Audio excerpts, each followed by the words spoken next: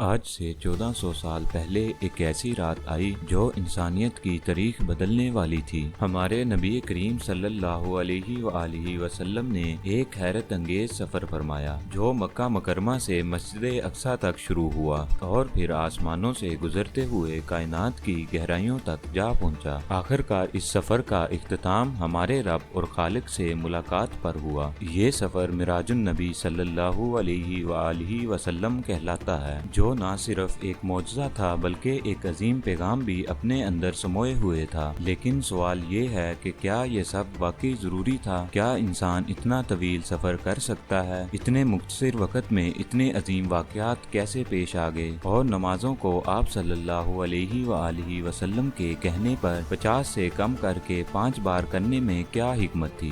یہ وہ سوالات ہیں جو آج بھی بہت سے ذہنوں میں گردش کرتے ہیں۔ آئیے ان تمام سوالوں کے جوابات اور معراج کے رازوں کو گہرائی سے سمجھنے کی کوشش کرتے ہیں۔ Welcome to AKB TV۔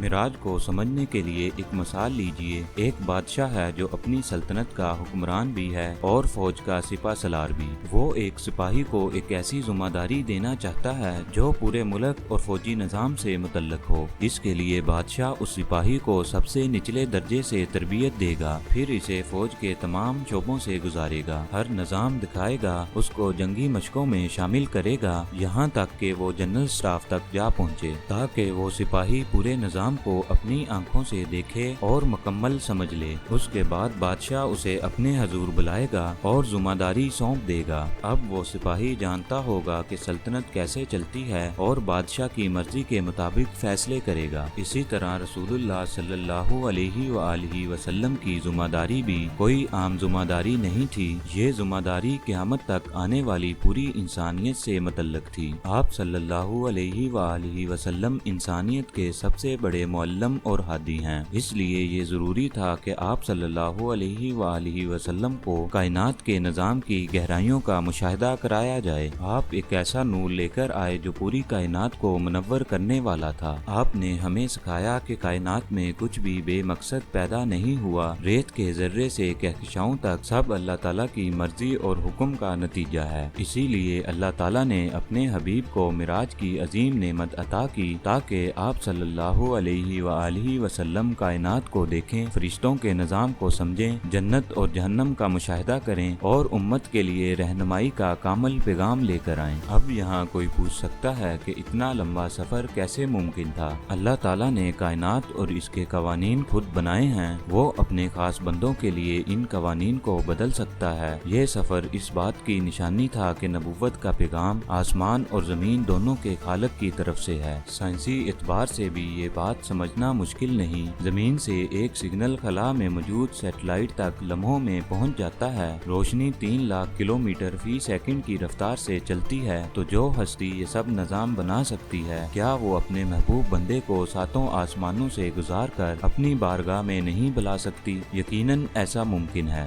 رسول اللہ صلی اللہ علیہ وآلہ وسلم نے اپنی زندگی میں اپنے جسم کے ساتھ بے شمار مشکلات برداشت کی۔ کبھی طائف میں پتھر برسائے گئے، کبھی شیب ابی طالب میں فاقے کیے گئے اور کبھی مکہ کی گلیوں میں اوجڑی ڈالی گئی، لیکن آپ صلی اللہ علیہ وآلہ وسلم نے اسی جسم کے ساتھ عبادت کی اور 23 برس تک دین کے لیے محنت کی۔ اسی جسم کی عزت افزائی کے لیے اللہ تعالیٰ نے آپ صلی اللہ علیہ وآلہ وسلم کو اپنی بارگاہ میں بلایا۔ اب سوال یہ رہ جاتا ہے کہ یہ سب کچھ اتنے قلیل وقت میں کیسے ممکن ہوا؟ روایت میں آتا ہے کہ واپسی پر آپ صلی اللہ علیہ وآلہ وسلم کا بستر ابھی گرم تھا، گویا یہ پورا سفر لمحوں میں ہوا۔ اب میری بات کو ذرا غور سے سمجھنے کی کوشش کریں۔ وقت کو ہم سوئیوں والی گھڑی کی طرح سمجھ لیتے ہیں، جتنا نیچے جائیں سوئی چھوٹی اور تیز ہوتی جاتی ہے۔ بڑی سوئی ایک لمحے میں ایک چکر لگاتی ہے، لیکن سب سے چھوٹی سوئی اسی دوران ہزاروں چکر لگا چکی ہوگی۔ اسی طرح اللہ تعالیٰ نے اپنے رسول کے لیے وقت کے بہاؤ کو بدل دیا، کیونکہ कायनात में मौजूद हर चीज अल्लाह ताला के हुक्म की पाबंद है।